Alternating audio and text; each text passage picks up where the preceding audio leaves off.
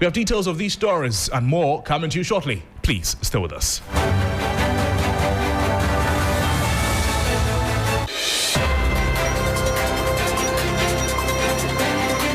Your reminder that you can also join us on all our social media platforms at 3FM 927. We'll be glad to hear from you and share your thoughts with the rest of the world. Before we begin with the rest of the bulletin, let's find out from News Summary with Christabel Treve. Thank you very much, Crosby. And in a summary tonight, the Interior Minister Mubarak Muntaka says investigations into electoral violence during the 2020 and 2024 elections have confirmed 15 deaths and 40 injuries across the country. The special task force set up in January this year identified 12 cases involving shootings by security personnel and clashes between party supporters. So far, 21 suspects have been identified, with some arrested and others on the run. The minister says government will fully implement the Ayawaso West Wogon Commission report to ensure justice and prevent future election violence. Lawyers for the NPP Ashanti Regional Chairman Bernard Ntwi-Busiako, popularly known as Chairman Wontumi, have expressed disappointment over the Attorney General's decision to drop charges against general managers of Akonta Mining, Edward Akwoku, who was a co-accused with Wontumi in an illegal mining case. Reportedly had his charges withdrawn after he offered to testify against Wontumi. In other stories, Speaker of Parliament Alban Bagwin says no member of Parliament will be shielded from accountability. His comment follows reports linking Asiedu-Dartey North MP Ebenezer Kweku-Addo to an attack on a national anti-illegal mining task force. Addressing Parliament, the Speaker dismissed claims that MPs are protected from investigations, assuring the Parliament will cooperate fully with security agencies. And finally, the Northern Caucus of Parliament has launched an initiative to boost commercial rice production and create jobs for the youth in the Northern Enclave. As part of the plan, 6 district chief executives and traditional leaders will visit Kenya to study its rice production model, while members of the caucus will travel to Vietnam to learn modern rice processing techniques aimed at improving Ghana's rice value chain and attracting investment. I want to remind you that you can get all of this on 3news.com. Well, Crosby, over to you. Thank you so much, Christabel, for bringing us the updates in the world.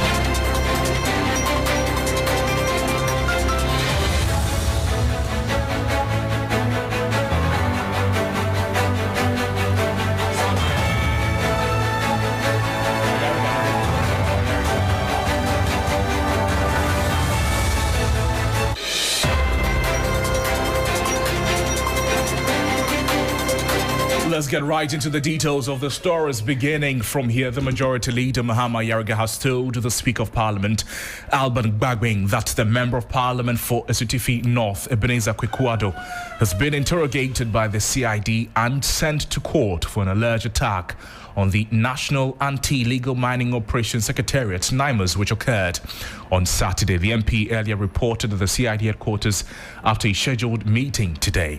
Ebenezer Kweku-Addo denied the accusations that he incited the youth to attack the Director of Operations of the National Anti-Illegal Mining Operations Secretariat at Fidium in the Ahafo region. Let's take a listen to the Majority Leader Mahama Ayariga when he was speaking on the floor of Parliament today.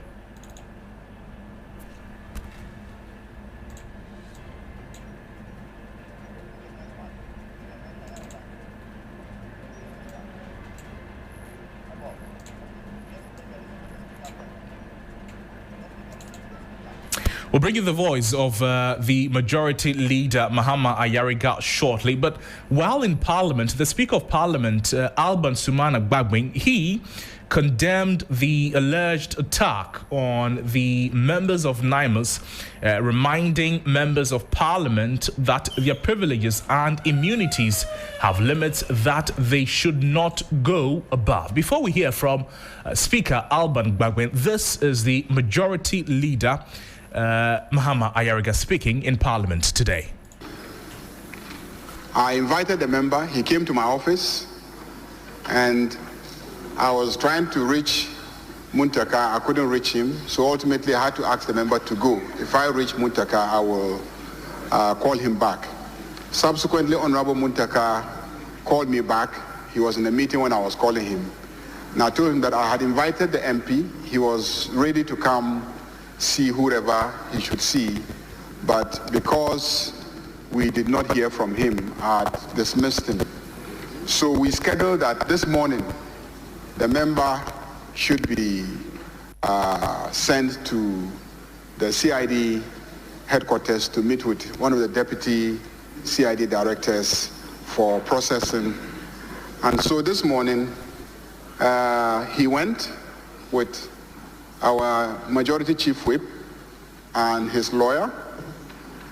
They received him at CID headquarters, took him through the processes, and I received a call not quite long ago that he has been taken to court, and as we speak, he is actually in court being arraigned. And so let me also indicate that as members of parliament, we do not consider ourselves being That's the voice of the majority leader in Parliament, Mahama Ayariga, speaking there. And right after that was the Speaker of Parliament, Alban Gbagwin, condemning the alleged attack on the NIMO security operatives, and he reminded members of Parliament that their privileges and immunities have limits. Honourable members, what I did was a formal communication by me on a reported attack on a team of National Anti-Illegal Mining Operations Secretariat. It is not a formal communication on privileges and immunities. That was just in passing that I mentioned privileges and immunities. But as I said, those are not absolute. Honourable members, they are being investigated. They've not been convicted. And so we just want to erase the impression or perception that members are always being shielded from the due process of the law. You all know that we've never done that. It's just that because you hold some positions, just like the police, that's why I refer to the police too. That's why you refer to even the judiciary. They all enjoy some of these protections by the law. So the fact that you enjoy a protection doesn't mean you are above the law. That's just what I want to expatiate on and clarify, so that we don't all go under that cloud, that the Speaker is always protecting members of Parliament from the due process of the law. The voice of the Speaker of Parliament, Alban Gbagwin, there. We'll be getting into details of the recent happenings concerning the presence of this Member of Parliament in question at the CID headquarters and the beginning of investigations into his conduct shortly. But we're still staying on issues concerning illegal mining and still at the courts. Lawyer for the Ashanti Regional Chairman of the NPP, Bernard Nchibuesiako, popularly known as Chairman Wontumi, has expressed disappointment over the Attorney General's decision to drop charges against the General Manager of Akwanta Mining, Edward Akwiako. Now, Mr. Akwiako, who was the fourth accused in the case, reportedly agreed to testify for the state against Chairman Wontumi, a move that led to the withdrawal of charges against him. Now, both men had been facing multiple charges, including undertaking mining operations without a license and abetting the felling of trees in a forest reserve without authorization.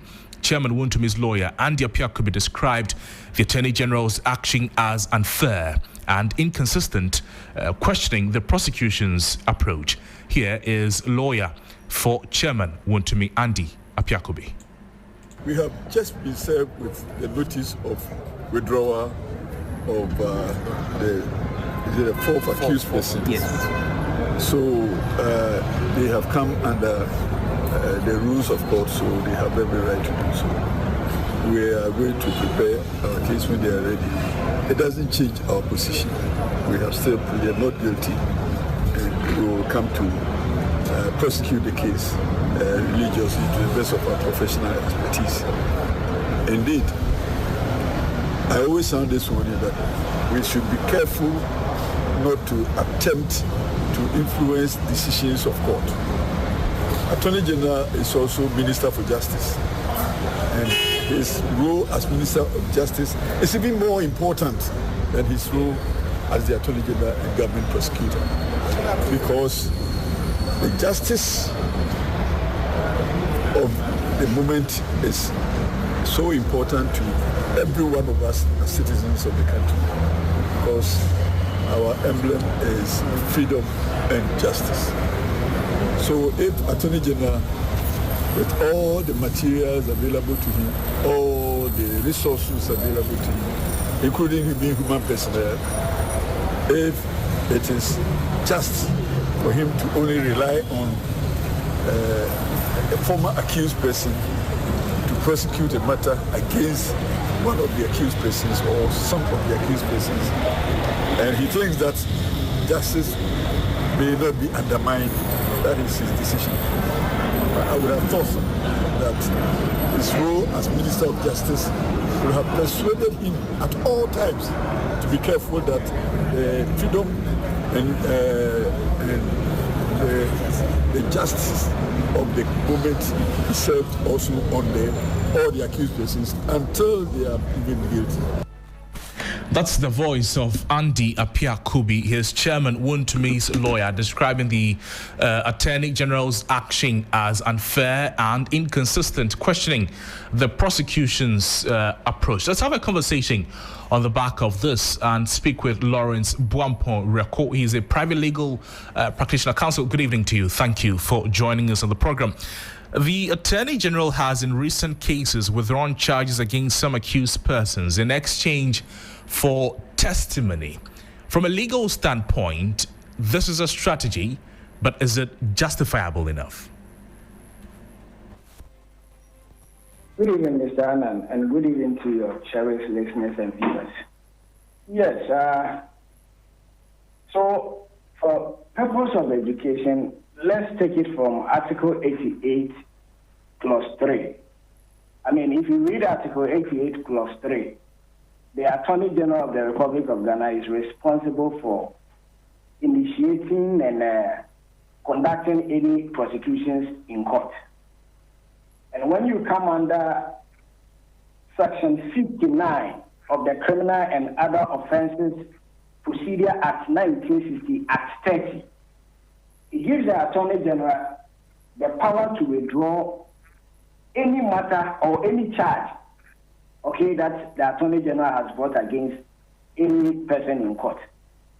So, if you ask me whether it is fair, it is a discretionary power exercised by the Attorney General. And if you talk about discretionary power, if you want to talk about whether it is fair or otherwise, then you have to look at Article 296. But even before we go to that, if I heard Leonard Senior Appiah-Kubi, he is saying that the Attorney General, being the Minister for Justice, he thinks that it is unfair for the Attorney General to use a co-accused as a witness against another accused. Now, in my own opinion, I disagree respectfully with him. Because let's understand this whole prosecutions. The Attorney General is the one in charge. Right. At the end of the day, he has to determine how he will go about it. And don't forget, these cases, the public, that is the citizens of Ghana, they have interest in them. So if he decides not to prosecute the cases in a way and manner where the citizens of Ghana will be happy with the prosecution, they also will come after him. And in the mind of the Attorney General, he believes that if he used the fourth accused person, that is Mr. Edward Akwoku, as a witness, it is going to benefit the state. Don't forget, when it comes to the Attorney General, his client is the Republic of Ghana. So all citizens of Ghana, we have an interest in this matter. Great. So if Mr. Appiah-Kubi is just looking at his client, Wuntumi, we also have an interest for the Attorney General to prosecute this matter in a way that will serve our interest. But Counsel, so I disagree with him. Okay. The Attorney General's Department, it has in recent times used plea bargaining as a strategy to improve the success rate of high-profile prosecutions in the Republic versus Kwabena Dubois, for instance, and 3 others. Charges against the third accused, Mildred Donko, those charges were dropped. It made her a key prosecution witness in the National Signals Bureau scandal. If we go to the National Buffer Stock Company case as well, some former officials were converted into prosecution witnesses after reaching plea agreement with the state. Now, a Akwanta mining case, it appears to follow the same pattern. Critics say that dropping charges in exchange for cooperation undermines public confidence in the justice system. Does plea bargaining in this contest, does it risk being perceived as selective justice? Okay, Mr. Anand, I am not privy to any plea bargain that the Attorney General has entered into with any of these accused persons. I remember the last time he met the press, he did state emphatically that he has not. What I know for a fact, which is in the public domain, is that he has withdrawn charges against certain persons, okay, and he intends to use these persons as prosecution witnesses. Now, the question that we all have to ask and answer is that, does the Attorney General have the right to withdraw charges against persons, accused persons? The answer is yes. And let's understand the legal effect of the withdrawal. Now, if you look at the one that we are discussing now in relation to Mr. Asiedu-Dartey, from my understanding, the trial has not even begun. Okay? And the Attorney General has filed a withdrawal against the charges that he leveled against Mr. Asiedu. Now, the legal effect of that withdrawal is not acquittal. It means that Mr. Asiedu has just been discharged from the matter. What this means is that if Mr. Asiedu does not comply with whatever agreement he had with the Attorney General, and he goes to do anything contrary to that agreement, the Attorney General can rearrest him, bring him to court, and charge him on the same fact, because this one is not what? Acquittal. It's only what? A discharge. So I believe that the Leonard Attorney General knows what he's doing. Right. And I think that we should be patient. We should not be in a rush. As long as whatever he's doing is not against any criminal jurisprudence in our law or by practice, he has the right to withdraw, and he is doing so and using them as witnesses. For me, what we have to bear in mind is that fighting white-collar crimes is not easy. At least we can learn some experience from the past government. We all know the number of cases that were in court. Some were in court for 7 years, 4 years, 5 years. And nothing positive came out of it. So if this new Attorney General and his past experience as a Deputy Attorney General during the first term of His Excellency President Mahama, this time around he thinks that in prosecuting his cases, he will use some of the accused persons who may be charged or what they have been alleged to have done is less as compared to the others as witnesses to help him achieve his goal. I don't find anything wrong with that. I see. It appears to be a lot of discretionary exercise on the part of the Attorney General. Fair enough. But what legal safeguards or transparency measures should be in place to ensure that the discretionary powers available to the Attorney General or the discretionary options available to the Attorney General as he goes about his duties in the cases that we're seeing serve the interest of justice rather than convenience or favoritism? Yes, if we are talking about the discretionary powers, as I have already indicated, which is stated under Article 296. Now, the question I have been asking myself is that, has any of the fundamental human rights of Samaruntumi been breached in this withdrawal against Asiedu-Dartey? My answer is no. So I don't find anything wrong with that power that he is exercising. However, I also agree that because the Attorney General was put in that position to serve the public, he owes us that duty to explain to the people of Ghana the actions that he is taking by withdrawing the cases against some persons. He has to let us know why he took such position. And I think already he has explained. But I believe going forward, he can give us further and better particulars for us to also understand why he is taking this method by using some persons that initially they were charged and later the charges were dropped against them and they were subsequently used as prosecution witnesses. I think we have to get more information from him why the approach. But the discretionary power, for now, because I don't have any information to speak to the fact that he has abused it, right, it will be unfair for me to make such a judgment against the Attorney General. Counsel, thank you. Thank you so much for your time. Lawrence Buampong Reko is a private legal practitioner speaking with us there. Let's still stay on issues concerning illegal mining, and this time speak with Awula Sewa, the National Coordinator for Eco-Conscious Citizens, to talk to us about recent happenings concerning this Member of Parliament for Asiedu-Dartey North, Ebenezer Kwekuado, being interrogated by the CID and sent to court for an alleged attack on the National Anti-Illegal Mining Operations Secretariat. We've heard from this Member of Parliament in question. We've heard from the Majority Leader, Mahama Yarga, as well as the Speaker of Parliament. Now, to the turn of some stakeholders. Ola, thank you for joining us. Good evening to you.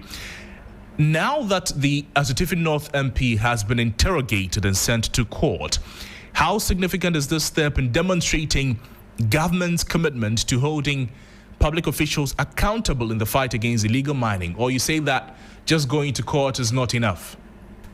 I wouldn't say that. I would say that we must commend the government, or we must commend the police, because it's the police who have, in the course of their investigations, they are the ones who have invited the MP for questioning, and that is a step in the right direction, because the public needs to be assured everybody is equal. There's no selective justice.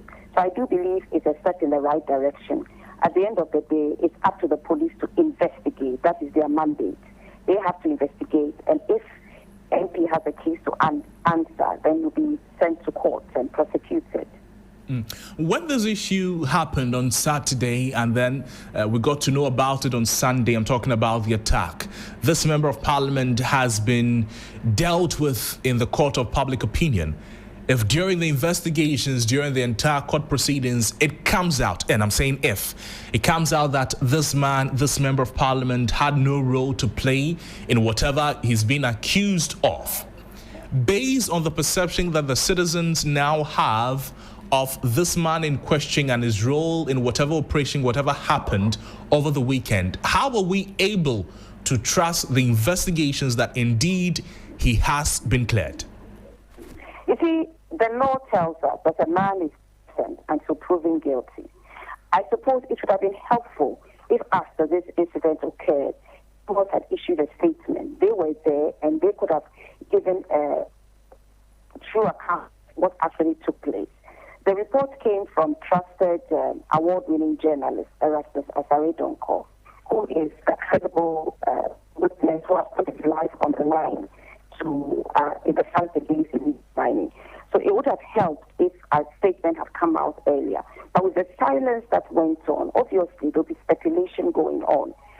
Speculation has now ended because the MP has been invited to the police station and he's being investigated. All Ghanaians needed to know was that there's no selective justice. Whoever is alleged to be involved in any incident will be properly investigated and if need be prosecuted. That's all Ghanaians need to know. Because Ghanaians were concerned that there was selective justice. And I gave the example of Atronsu when on a Friday, Farmers' Day last year, protesters had been burnt, I think, the night before. The police sprang into action, arrested activists who've been campaigning against illegal mining, polluting the Atronso stream, refused them police bail, rushed them to court. They were refused court bail, and they spent Friday, Saturday, Sunday, Monday in custody. And at that, the police have not even completed their investigations. And then one was comparing that to the case of the members of parliament. So what the public doesn't want to see is selective justice. They want everybody to be treated equally. So I think that it's a step in the right direction that the police are in this matter, and hopefully the truth will come out. I see. But talk to us about, based on the expectations of the public, how long is long enough for this kind of investigation? Remember that we're dealing with very crucial elements here. How long should the public wait? What is your expectation? You see, the public, I think, because the MP has been called by the police, I think the public will now have to wait. As I've always said, a man is deemed, despite what one has seen, a man is deemed to be innocent until proven guilty. So we need to allow the police time to complete their investigations. And for now, I think the public has some reassurance that action is being taken. And I think the police should be left to carry on their investigations. That is what I would say. Let the police do their work. If, as I said earlier, a statement had been issued earlier, I wouldn't have had all the furore. But be that as it may, I believe what is happening now is a step in the right direction. The public needs to be patient and allow the police to complete their investigation. And if charges need to be brought, charges will be brought. Awula, thank you. Thank you so much for joining us. Awula Sewa is the National Coordinator for Eco-Conscious Citizens speaking with us there. And she says that the public will need to be patient as the state and the police continue with investigations. And if charges will be brought forward, it will happen as well.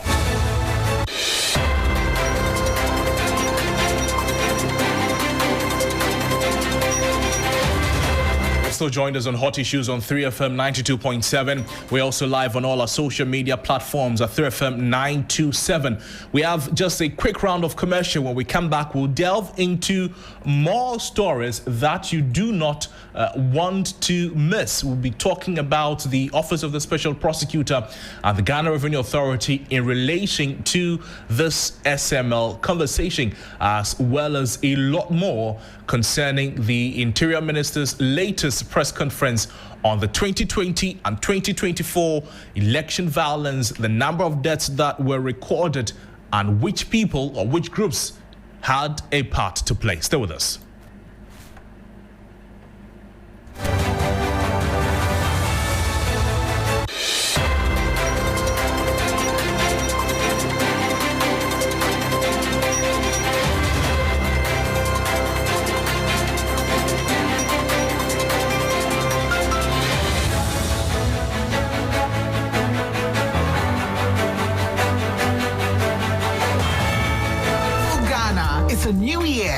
Microcredit is here to support your dreams. If you're not working but want to start a business, don't let money stop you. With just your Ghana card, you can get a loan to turn your ideas into reality. Already running a business? Need more capital? Or are you a salary worker looking for extra funds? Bills offers fast and easy loans with no collateral, no deposit, and no SUSI savings required. Wherever you are, whatever you need, Bills makes it happen. Call Bills Microcredit today. Call 0596 920 833 or 0302 200 390 and get started. Bills is licensed and regulated by the Bank of Ghana. Bills, financing your needs. Terms and conditions apply.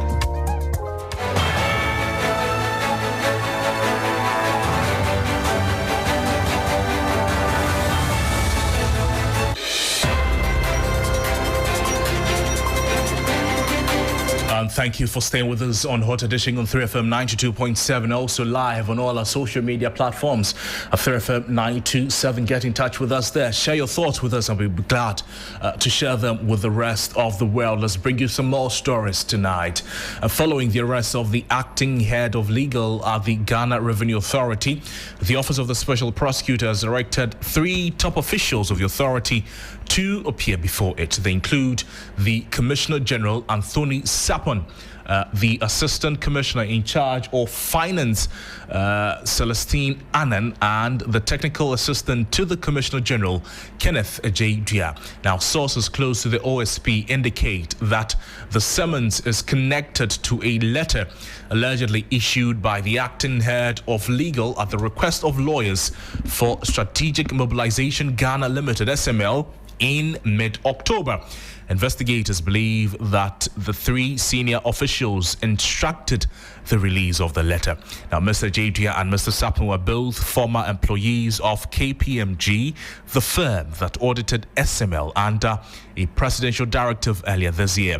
And according to the OSP sources, this is the second time that the Commissioner General and the Assistant Commissioner in charge of Finance have been invited after the initial statement reportedly conflicted with the contents of the letter in question. This is a subject to be keeping an eye on, and in a subsequent bulletins we'll be bringing you details. But let's do some other stories tonight. The police and the military, they have been implicated in 7 out of 15 deaths recorded during election-related violence in the 2020 and 2024 general elections in parts of the country. The Interior Minister Mohammed Muntaka Mubarak, updating the public on investigations into these incidents, revealed that procedural errors, legal breaches, and acts of indiscipline were uncovered during the probe. Now, although Ghana's 2020 and 2024 elections were largely peaceful, they were marred by isolated cases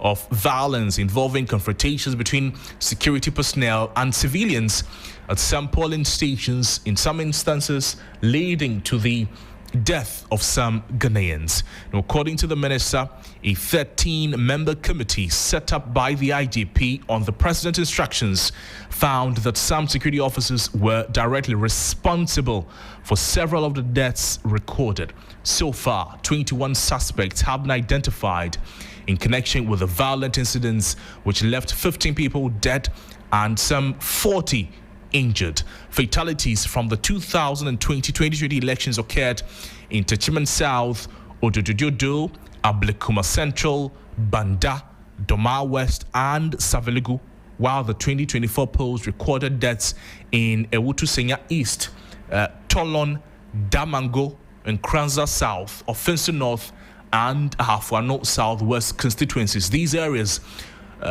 that is where these incidents happened, and the Interior Minister says it is working with security agencies as well as investigative agencies to ensure the arrest and prosecution of all those involved. Here is the Interior Minister, Mohammed Muntaka Mubarak. The electoral report from Savelugu constituency in the Savelugu Northern region.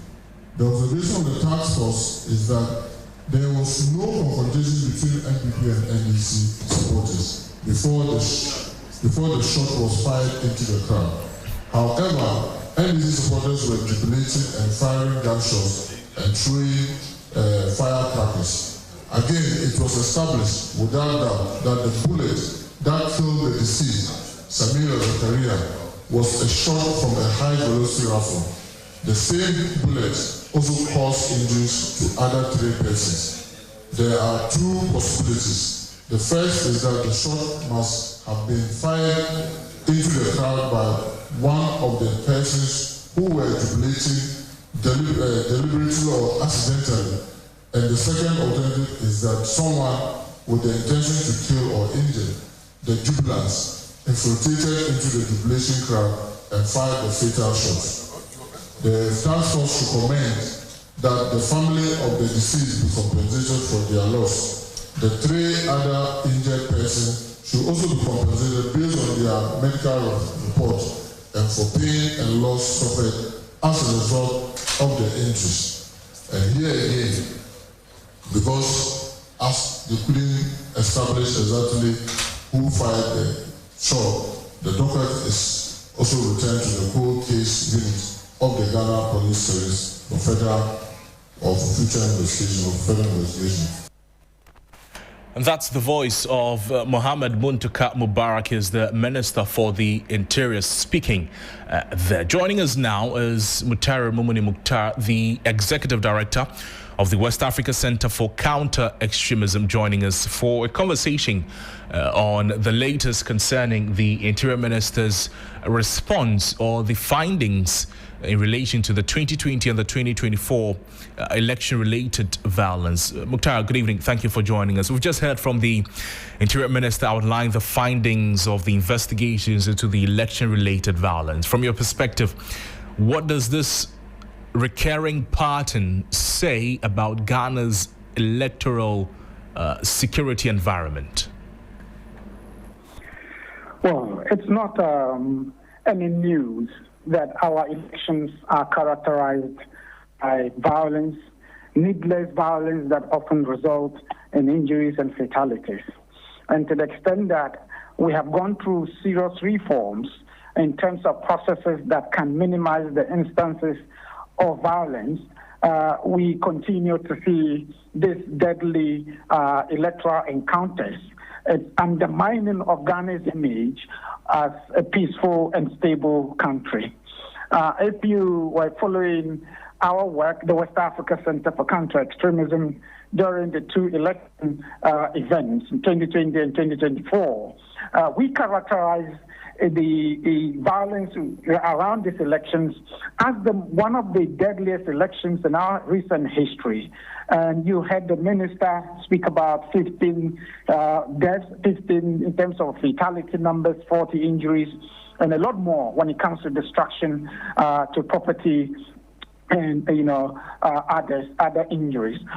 These are needless eventualities relating to our election, because elsewhere you can have a situation of 4 or 5 elections within a 6-7 year period without encountering a single instance of fatality.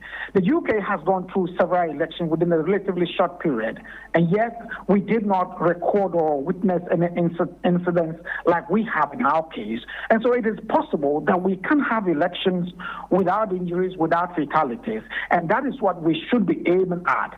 Our election processes should become a normal civic responsibility for citizens to exercise as part of civic duties without any sense of intimidation or fear from either state security actors or political rivals in the country. I see, but one of the other findings from the report that is generating a lot of conversation is the involvement of the security agencies, their contribution to the passing of 7 of the 15 people we've lost on the election cycles. I'm talking about the 2020 and the 2024 elections, all found in this report. How disturbing is that, and what does it say also about the conduct of our security apparatus during elections?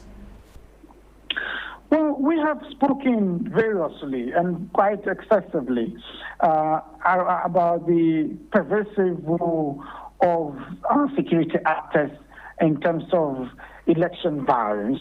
And we have come to conclude that politicians have, weaponized the security sector, security as a tool of intimidation, against civilians or political opponents, and that the role of the police has significantly changed by the actions of politicians. So to have such a number feature in these investigations, it's not surprising at all. What we should be seeing is what kind of measures do we take, remedial measures, to ensure that we do not repeat instances like that in our election processes. If you remember, the 2019 Ayawaso incident, a huge blot on the image of this country when it comes to security and elections, the Initial Commission came out with recommendations, and some of them bordered on either structural changes to our security operations as well as individual liabilities, and that included referring some of the security officers involved for prosecution and all of that, and many, many other recommendations. If carried through, we would have had a much better system and very confident in going to future elections without any sense of anxiety about its outcomes. Well, the good news is that the Interior Minister has directed the full implementation of the Justice Emil Short Commission's report. So hopefully that helps in subsequent elections. But if we're still dealing with these concerns, the minister, he had to say that using the military for crowd control is something that should not happen again. That's good news, good to hear. But the concern about the use of live ammunition, because that accounted for a number of the deaths. Do you think that it is time live ammunition be barred, even when it comes to its use by the security agencies during elections? It is long overdue. This is not even a period to talk about. It is something we should have ensured long ago to minimize the instances of fatalities when it comes to elections. The role of the military, clearly, is not to engage in civilian or domestic security functions. And we have used them excessively in that manner. And that is why there's some level of, undermining of some of the individuals, in terms of the military.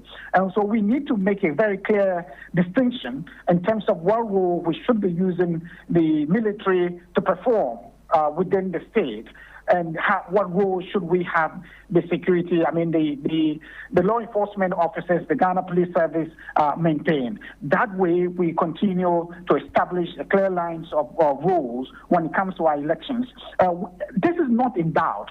Our political actors know this so well. The security actors and its leadership, they know this so well. But they often are overwhelmed by the security, the electoral and political realities of the time. And political leaders who reign on them, who overwhelm them with duties that are not clearly cut out for. So to have the minister say that we will no longer see the military perform policing functions, and it's not just good news, it is something we should be insistent on to ensure all of us are guaranteed that these things, eventualities would not recur in our election experiences.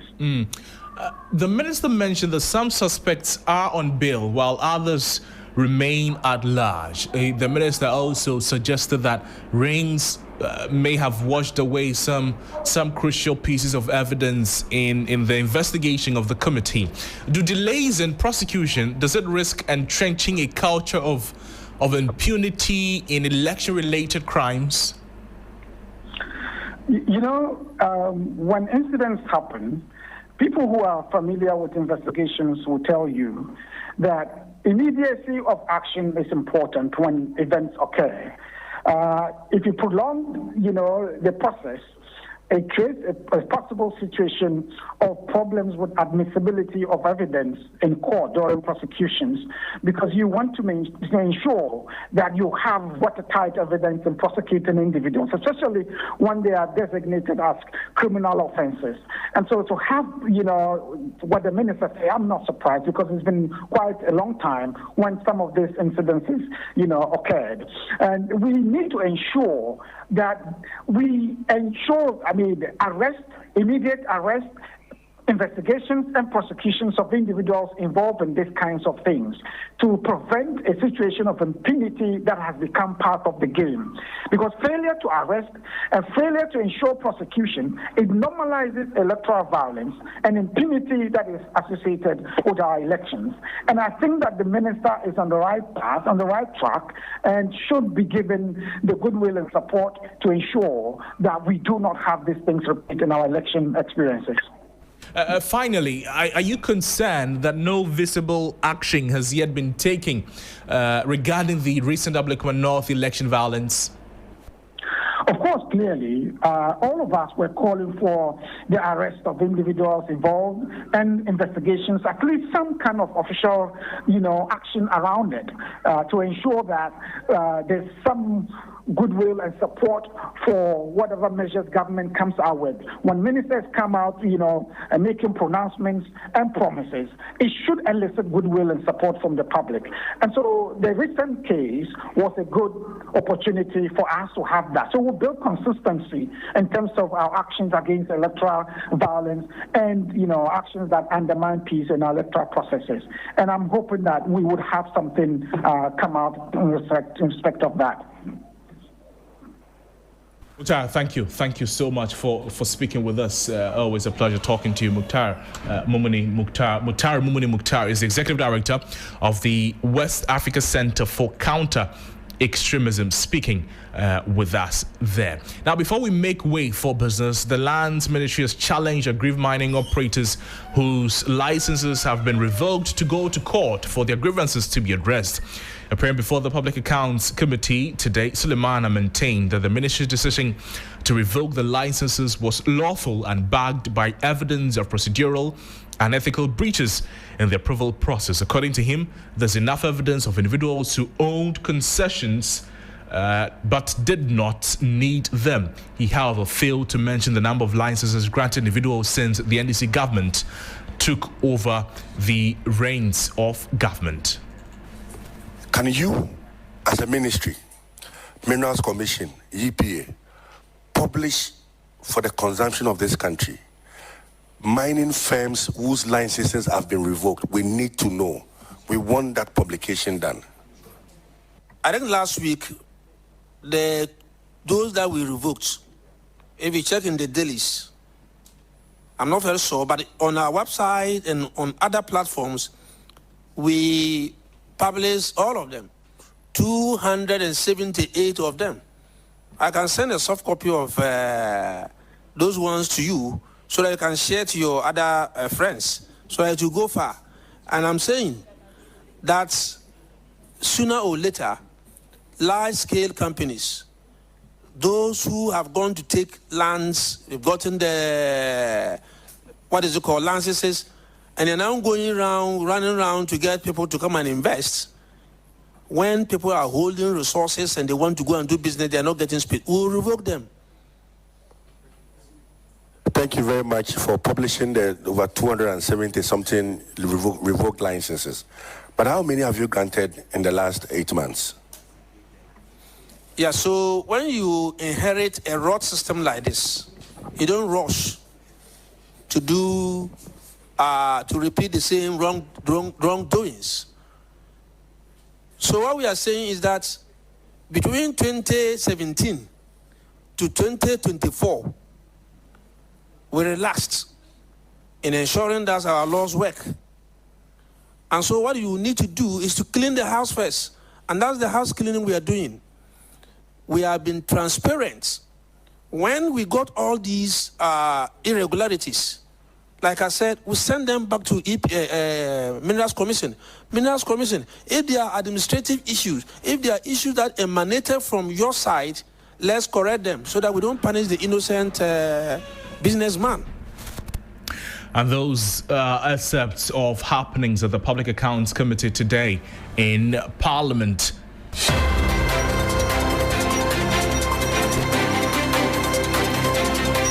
This is still Hot Issues on 3FM 92.7 live, also on all our social media platforms at 3FM 927. My name is Noble Crosbyan and I'm making way for business with Bismarck Awusa. Stay with us.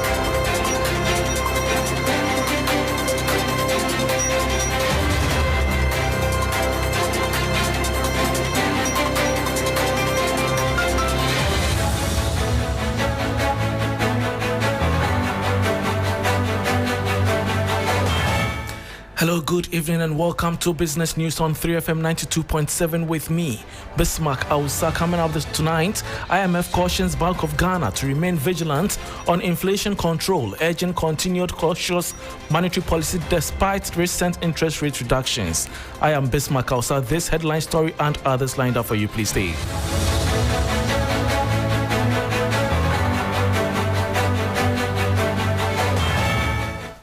Thanks for your company. Now to the details. The International Monetary Fund is urging the Bank of Ghana to maintain a cautious approach to monetary policy even after recent interest rate cuts. The fund says sustained vigilance is crucial to prevent inflationary pressures from resurfacing and to keep inflation expectations firmly within the single-digit target range. There is more in the following 3 Business News Desk report.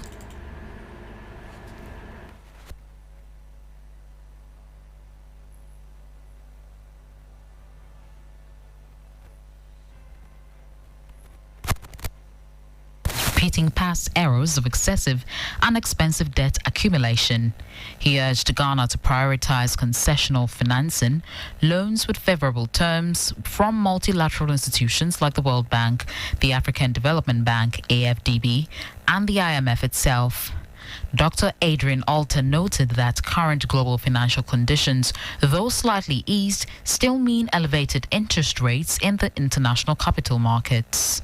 He observed Ghana's current credit rating could attract rates of around 10% or higher for any international borrowing, making it extremely pricey. The IMF program includes specific limits on external borrowing to ensure debt sustainability and compliance with creditor agreements. The current mix of government financing comprises approximately 70% domestic and 30% external borrowing. In a positive outlook, Dr. Alter disclosed that the fund is supporting efforts to extend the maturity period of domestic debt instruments, which currently average around 1 year. He expressed optimism that the country's domestic bond market could reopen by early 2026, offering a more stable and diversified funding environment. Ghana is currently operating under a 3-year extended credit facility ECF arrangement with the IMF, which is aimed at ensuring debt sustainability and fostering inclusive growth.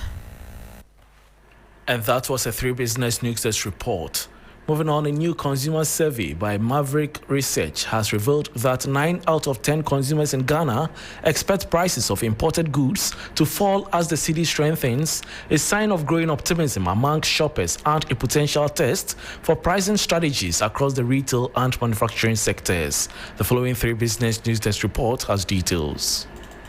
A new survey by Maverick Research shows that 90% of Ghanaian consumers expect the prices of imported goods to drop in response to the stronger cedi.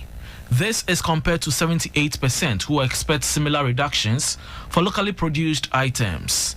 The report highlights that recent price increases have already forced 73% of consumers to switch to more affordable alternatives, while 68% say price relief would motivate them to return to their preferred brands. According to Maverick Research, most consumers, about 88%, are willing to reconsider their brand choices, but only if prices are right. The report's retail audit and shopper pulse data suggests that Ghanaian consumers are not merely chasing low prices, but seeking value and empathy from brands that understand their struggles. It says 2 major brands that adopted different strategies to offer relief at the shelf recorded measurable business impact, proving that brands that act with empathy and value-driven pricing are likely to win consumer loyalty and growth. And that was another 3 Business News Desk report. Before we go, the Bank of Ghana has issued a stern warning to all mobile loan applications and digital credit service providers operating without proper authorization to regularize their activities or risk sanctions. The Bank of Ghana has directed all unlicensed mobile loan and digital credit service providers to regularize their operations by June 30, 2026. In a notice issued on November 3, 2025, the central bank cautioned that entities that fail to comply will face regulatory action, including possible shutdowns and penalties. The directive forms part of efforts by the Bank of Ghana to streamline Ghana's growing digital lending space, curb predatory lending practices, and protect consumers from data misuse and unethical recovery methods. The notice also announced that the central bank has begun accepting applications from firms seeking to operate as digital credit service providers. The Bank of Ghana says all interested entities must submit the required documentation and meet its licensing standards to continue operations within the law. This forms part of the regulator's broader push to strengthen oversight of financial technology companies and enhance consumer protection in the digital finance ecosystem.